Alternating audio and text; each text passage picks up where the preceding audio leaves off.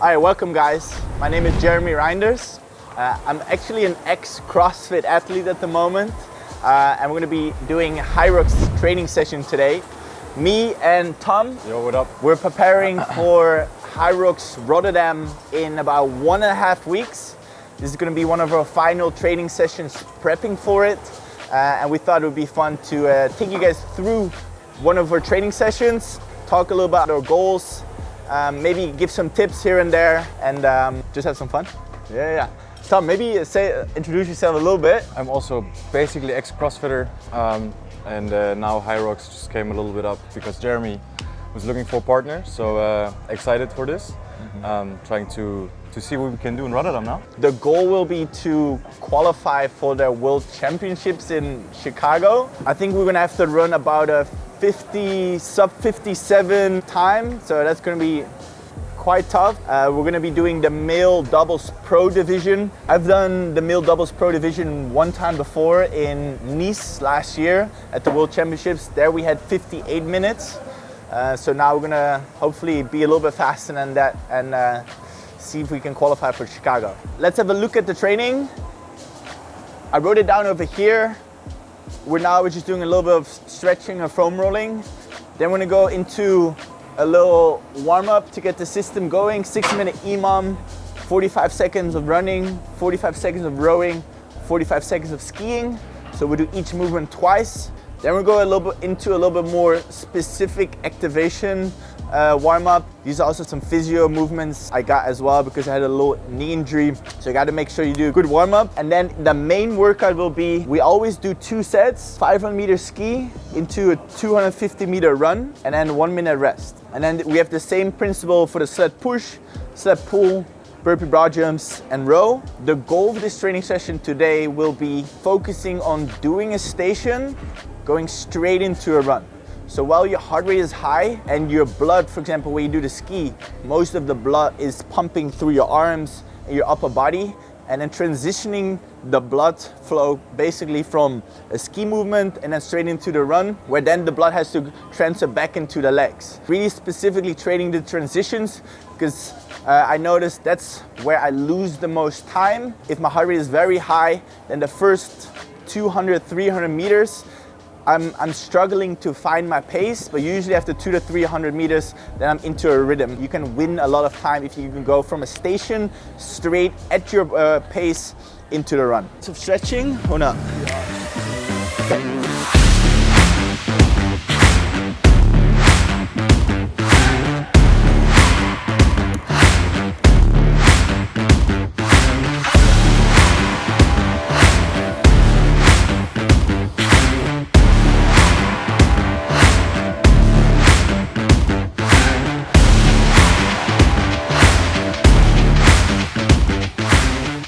As you get more years in the game, I feel like the more important, and as you get older, the more important the warm-up becomes. Yeah, listen to the old man.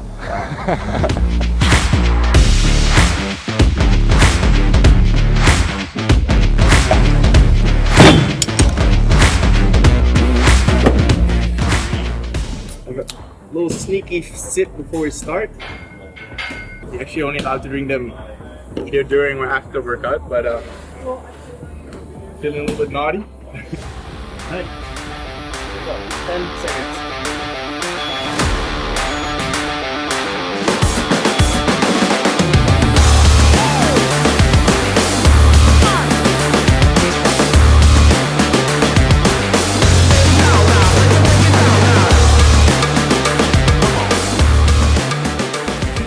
We'll probably pop the top anytime soon. Oh, Tom is not waiting. He's not waiting.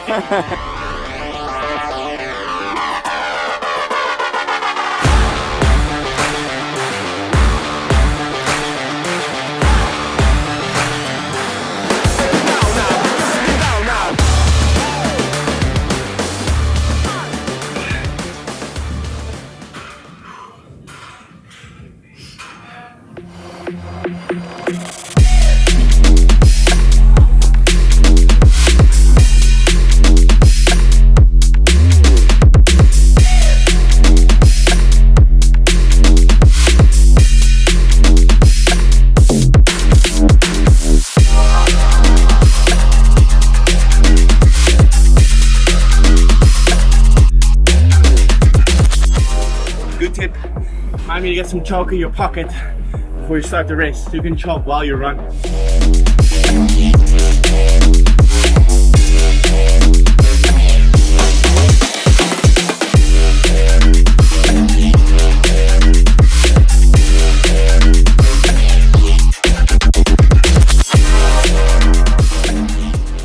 The burpees are the worst about them, for sure.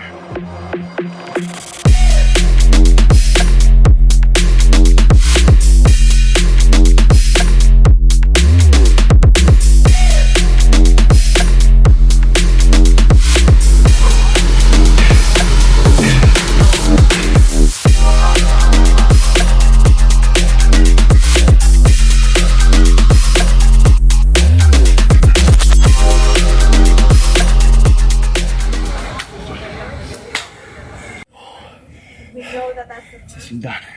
All right, that was a tough session. I think it will give us a good estimate of the paces we'll be able to hold.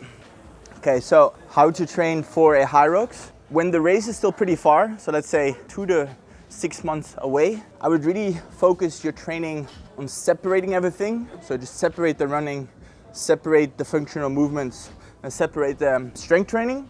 And as you get closer to your race, let's say 1 or 2 months prior to your race, I would then try to combine it and merge them in a session together, where you do functional movement, run, and become more specific with your training. But I would say if you're still quite far away from your training, really just focus on running itself, like just do rowing intervals, just do ski intervals, without anything else. Same for the sled, for the burpees, all those movements. Really just make sure you set some separate benchmarks for yourself and try to improve those. I would say nutrition-wise, let's say it's race day. What we're probably going to do is we're actually in the evening. I would say 2 or 3 hours prior to the race. Try to do 3. 2 would be the cutoff time. You can still have a big breakfast or a big lunch, but then make sure at least until the race, maybe 1 hour prior to the race, still get like a banana or a date or maybe an easy energy bar or something. Make sure you stay hydrated well. Always the day before, make sure you get some magnesium in, some electrolytes so you won't cramp during the race.